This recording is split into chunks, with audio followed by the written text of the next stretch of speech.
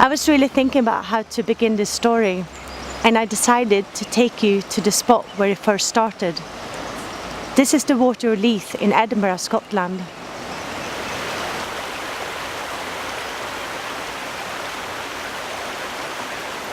When the Blackbird Sings, I got us naked because I felt like, or feel like, there are many generations of women that don't necessarily have the liberty to be able to choose to do that. And partly also in a funny way for my mum. My mum died while I was pregnant, and she was a woman that wouldn't have got naked in a forest. Blue tack off, okay, blue tack off. And so for the many generations of women that wouldn't have chosen to have that freedom, it feels like it was and is important. Why did you do it, Peggy? Film. We're making a film. And I hope that Peggy's okay with me having got her naked in years to come. But I think and hope it's a beautiful moment. The film's happening there, look. You say hello? Hello. For us to have shared also in the forest and with my dear friend.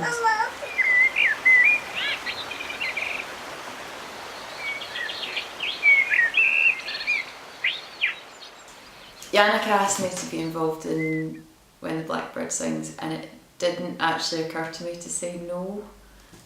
I absolutely loved Jannica's work, and I'd seen some of the images already and they were just so beautiful, and I actually really wanted to do it, but it seemed like a weird thing to ask, so I didn't, and she asked me, and it just didn't occur to me to say no at all. Didn't feel remotely self-conscious about it either. But leading up to the shoot, I thought, okay, I'd put on a lot of weight, and I was the heaviest I'd ever actually been, and I thought, okay, I'm going to lose lots of weight, I'm going to work out, I'm going to scrub my body and exfoliate and buff everything, and I'm going to look really hot and make sure my makeup's amazing. And then that didn't happen, and the shoot happened really suddenly, like because of different schedules we couldn't do it when we wanted to do it, and I had a big fight with my mum. I was still the heaviest I'd ever been, I was wearing no makeup, my period was due, and I broke up with my boyfriend the day of the shoot, and I was so angry, and I've been crying, and it was, you know, just everything was wrong, everything that should be making me feel unbeautiful was happening. And then I ended up naked in Edinburgh in the moonlight, and it made me realise that my beauty and my feeling of myself as a beautiful woman had nothing to do with my relationships with other people, my size, the makeup I was wearing or not wearing. I felt utterly cherished through the whole process.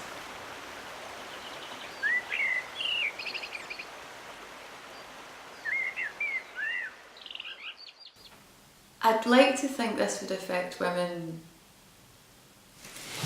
in that they're going to see images of women being completely themselves. They're not contrived, they're not objectified, and they're not squashed into a mould or edited. I'd like to think that if I, as a teenage woman, or even just a younger woman, had seen that, I don't think I would have given myself the same bullshit that I did, and I wouldn't have had to maybe work through clearing all of that.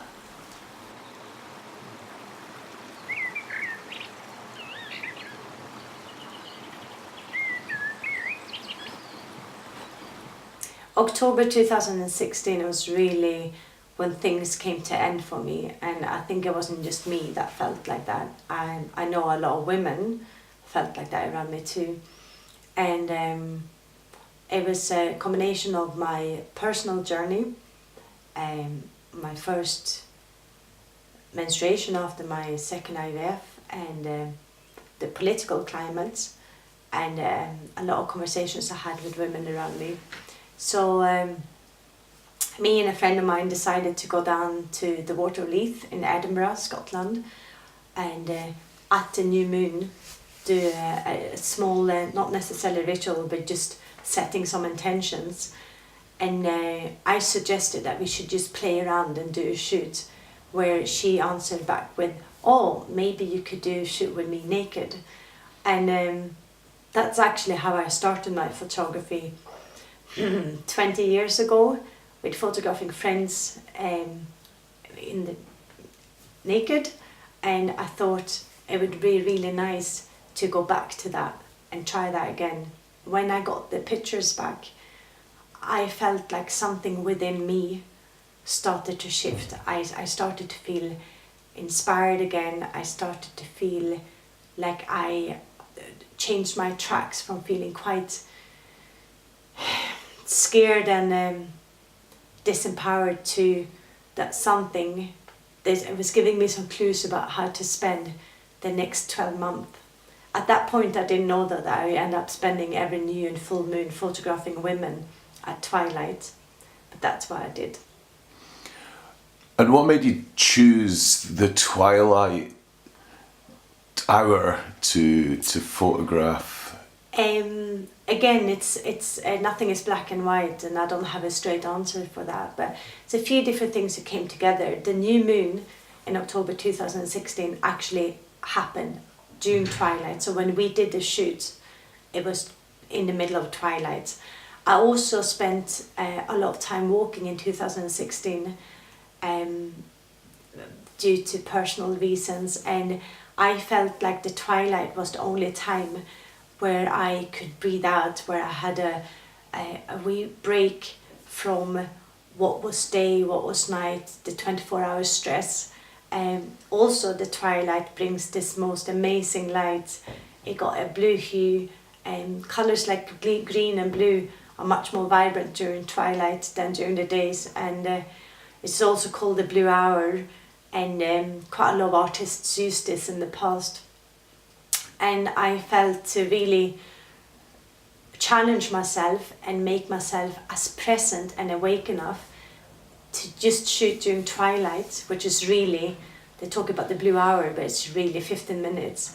That would also make me more present during the shoot, because it was limiting my time. I think sometimes when you have not just pressure on you, I think sometimes when you limit your time, it calls out for you being much more present. And when you're more present, you're more awake, and what you create during those moments are more connected to something authentic than if you have unlimited of time. I also think the subject and the whole the logistics behind the shoot was that I didn't want to go into the woods with women and have hours to spend. I thought there was something really to recognize their time and their efforts through only having a 15 minutes gap where we could do this together, really connect and photograph.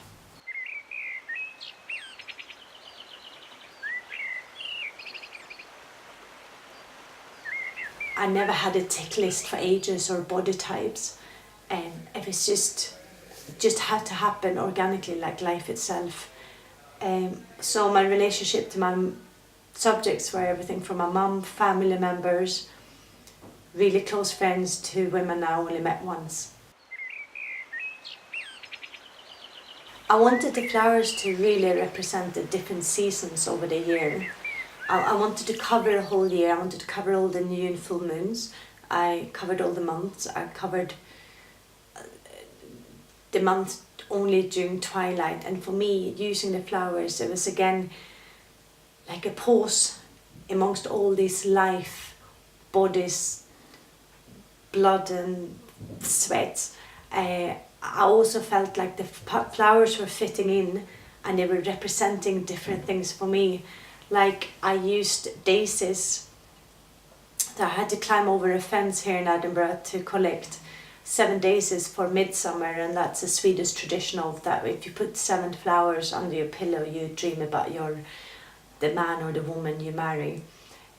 So they're echoing not only fairy tales but traditions as well.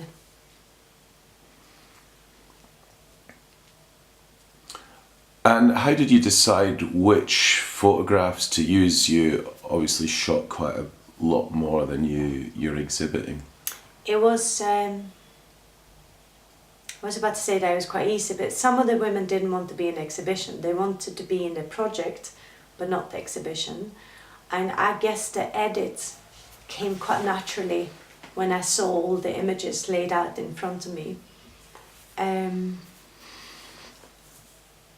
I think it's interesting with pictures because you have the individual shots, but they also together tell a story. So the edit was kind of important. And again, I wanted the different seasons to be really represented. So I guess I was thinking about colours, going from spring, rebirth into summer, moving into autumn, the oranges and the reds moving into November, and winter of the coldness and the bare branches. Was there anything else that No, it's good. Okay. Just click.